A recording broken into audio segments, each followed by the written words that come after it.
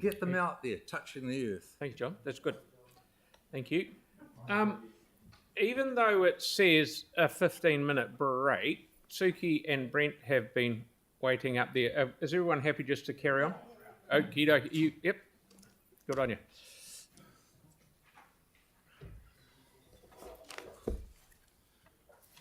At least everyone gets a shot of being able to come and meet you Yes. And see you. And Phil, you're doing a great job.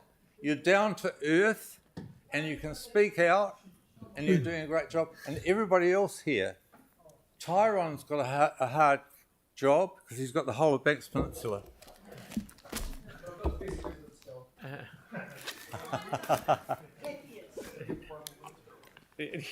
Yeah. John, you can talk for another half an hour if you like. I think we should have a private session. Yeah. If you want an innovative CEO, Yeah. you need a good one, and you need a New Zealander. Yeah, we're all over it. Yeah, thank you. Okay. Good to see you. All right, well, thank you very much indeed for having us along. We're going to speak now, myself, Suky Thompson, and Brent Martin, on behalf of Friends of Banks Peninsula. We're also speaking on behalf of several other submitters, so we've blocked up so that we can give you more detail without just repeating over and over the same thing. But we do realise this afternoon you've already heard some of what we're going to say, so we will try and get through our presentation quickly to leave more time for questions at the end. Now, how do we actually work this? Just down there. Sorry? Down there. Which one? Oh, that one. Okay. What we're going to be talking about, again, is the Akaroa wastewater treatment system, item 596 in the long-term plan, and we're asking you to cancel the funding for this. It's the fourth largest project in the long-term plan, and by cancelling it, you will reclaim back $93.5 million. And what we're asking you to do is develop a solution that is cheaper to build and run, that is more resilient to climate change, and that is lower risk than what is proposed at the moment. Now, this thing has been escalating in cost enormously over the last few years. It's been nearly doubling every 4 years. And you've heard from other submitters that the total cost is now $107 million. That includes $13.9 million that's already been spent to date and $93.5 million to go in the LTP. Now, the system is going to connect only 1,000 properties. So this is now working out at over $100,000 per property that's going to be connected to it. And I'd just like to run through briefly and give you some background, because not all of you have been here for the long haul on this one, the existing system and what's proposed. So the existing system in Akaroa is very simple. It's gravity fed, 3 pumps, chuck it along the waterfront there to a treatment plant at the south end of Akaroa, where it goes out on a very short pipe into the harbour. Unfortunately, that treatment plant is on a culturally sensitive site, and so in 2015, ECAN granted consent to the council to move that treatment plant up to a new location at the top of the Takamatua Hill. This involves reorienting all the sewer pipes in Akaroa to drain north instead of south. And it also involves a large pumping station at the base of the hill at the back of the Akaroa recreation ground.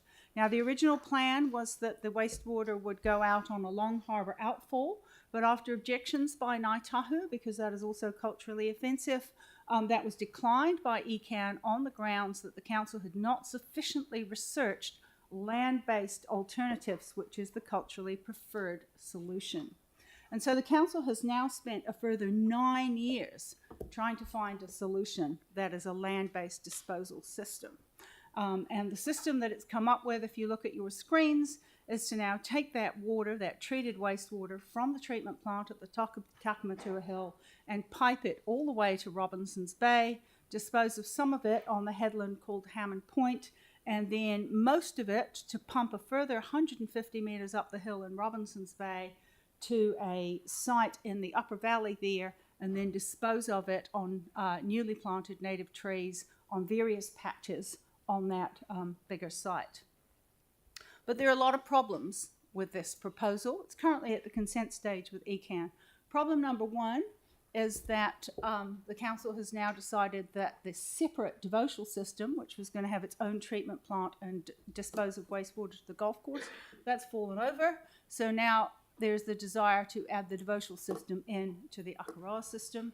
Secondly, a new report out from Becca earlier in April, commissioned by the council, shows that the application modelling of the wastewater volumes has been significantly underestimated, and there's much more water going through the system than originally thought.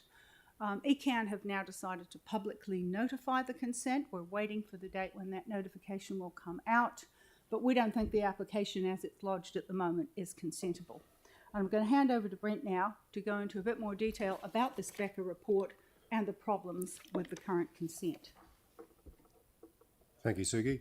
So on the basis of the revised modelling that Becca has done, so this is a revision of the amount of wastewater that will be flowing through the system, they concluded that the system as proposed is now expected to overflow treated wastewater, anything up to 1 and 2 years, overflow raw wastewater more often than 1 year and 5, and that the treatment plant itself will be unable to process all of the wastewater getting to it during high flows.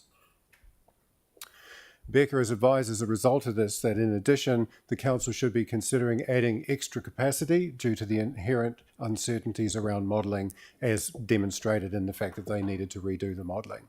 And also in particular that extreme storms have not been taken into account by their modelling at all, and that they acknowledge that these will become more frequent, they will need to be assessed, and they will need to be managed. Now, of course, the application that's currently lodged doesn't go into any of this because none of this was known at the time due to the inaccurate modelling earlier on. And it also doesn't include what happens when you add the devotional flows into the system. So the overflows CCC have advised will be at the terminal pump station, which is at that main car park in the entrance to Akaroa as shown on the screen. This is an area of high amenity. It has a lot of public spaces. It's used by groups including children, visitors, sports groups, and it hosts major events such as the French Festival. Starting with raw wastewater overflows, the issue here is the fact that all of the Akaroa's wastewater is now going to end up at the terminal pump station, which is near the rec ground there, where it would have to be then pumped up the hill over 100 metres in altitude. And basically, as currently designed, the pumps are simply not big enough, and so they won't be able to handle all the flows. That pump station is sitting in what is Akaroa's most flood-prone area. Becca have advised that if they add a 300 metre cubed buffer tank, this is about the size of a modest single-storey house, then raw sewage overflows resulting from that lack of pumping would be estimated to be about 1 in 5 years.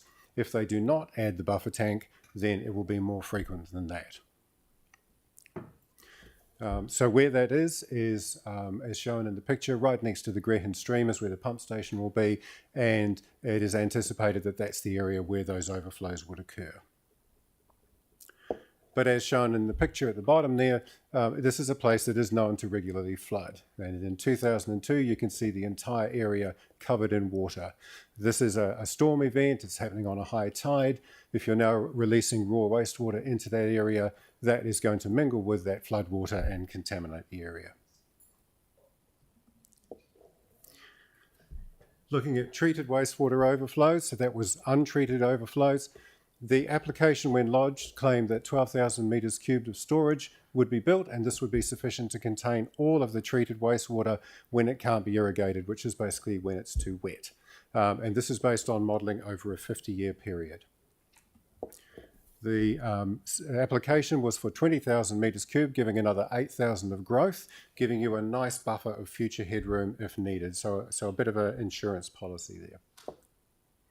However, the update report now shows that based on the last 7 years of data, which is the only actual accurate data that council has, and that's the blue line in that chart, if 12,000 metres cubed of storage was built, then it would have overflowed 4 years out of the last 7. If the full 20,000 metres cubed had been used, there still would have been 2 overflows in the last 7 years, in 2022 and 2023. and it would have come very close to overflowing in 2017 as well. These overflows are large in volume and they can last for long periods. So basically all the areas in those blue lines above the red line is when it would be overflowing, and some of these could go on for weeks. And of course, as we just said, this is at the same location as those raw sewage overflows. Would also just point out that this graph does not include Divo-Shell. So Divo-Shell's flows would need to be added to this. Another thing that has come up now since the Becker update report, the application states that the applicant, that CCC, has committed to a no bypass approach to wastewater treatment, which means all of the wastewater that reaches the plant would be fully treated before being passed on. But the update report now states that council will explore a high flow bypass for the treatment train, which will pass higher daily volumes to the irrigation system.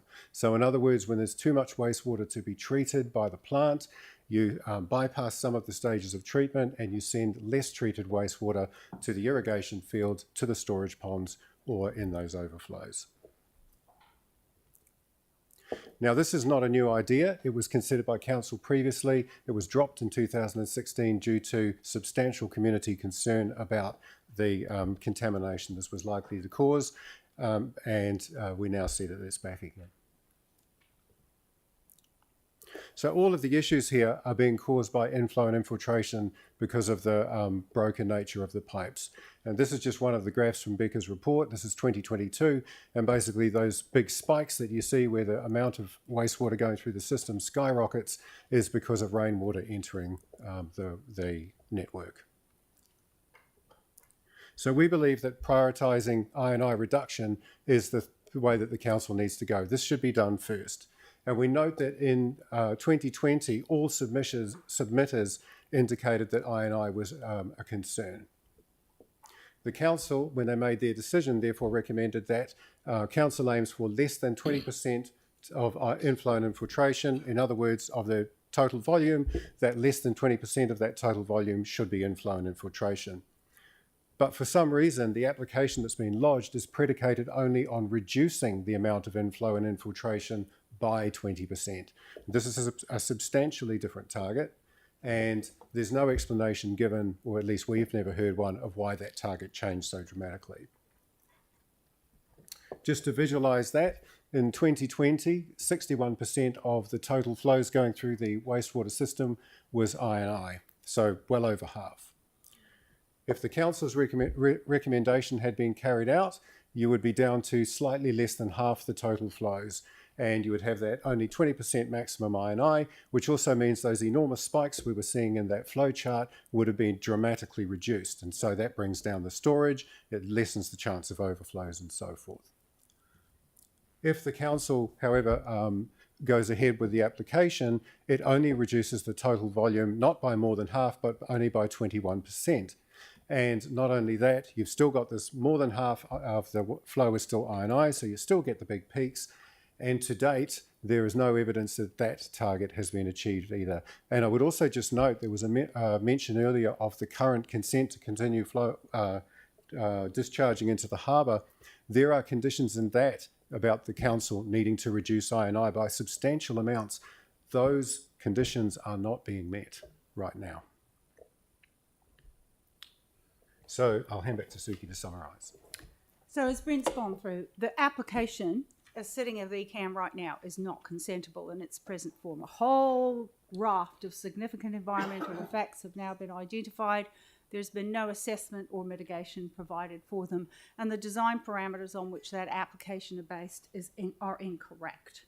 It fails to achieve its whole objective, which is to keep wastewater out of the harbour. We'll now see both treated and untreated wastewater going into the harbour, not on a long pipe out into the middle, but right at the beach at Children's Bay in that recreational area.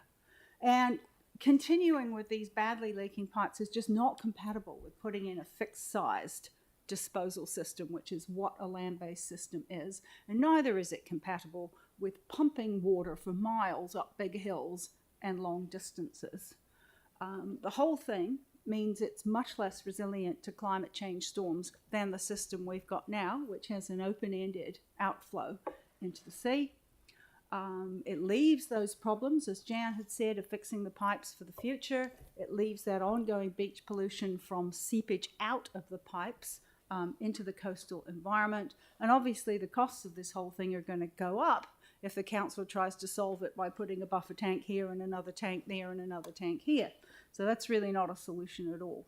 So we try to think, what could you do now that you're in this situation? And I have to say, we wrote this before we realised that devotional was being added as well. But anyway, it still probably applies. And what we're suggesting is that you stop that program right now and go back to assessing what the cost is of doing further I&I reduction. And if it appears cost effective to do that, then carry out that I&I work, and when you've done it, assess how successful you've been.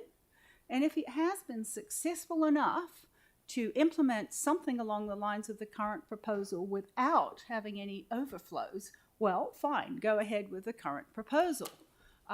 If they're going to be occasional overflows of raw and treated wastewater, then we suggest that you go back to the community and consult on that to determine what is an acceptable level a frequency of overflow versus the cost of putting a system in, and reconsult on that and state how the effects will be managed.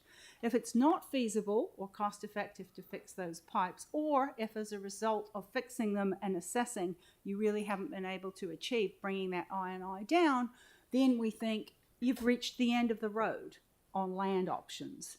You've looked for 9 years, you've tried your hardest, you haven't got there, you're just going to have to go back and apply for a harbour outfall. And we suggest put in a long harbour outfall, take it well away from the coastal area, and consult with Ngāi Tahu on how some form of treatment can be done that's culturally acceptable.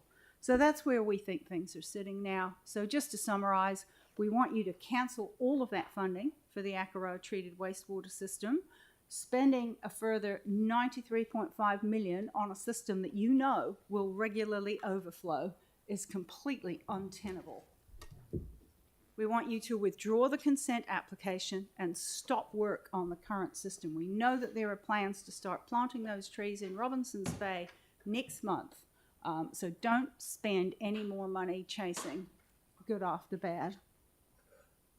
We would like you to reallocate some funding to assess and get a proper report done on what it would actually cost to reduce that I&I or to replace the pipes in Akaroa with a fully sealed system so you know what your actual options are, and to include I&I reduction in devotional as well, because if that's going to be combined with Akaroa, which may be a sensible thing to do if you can bring the infiltration down.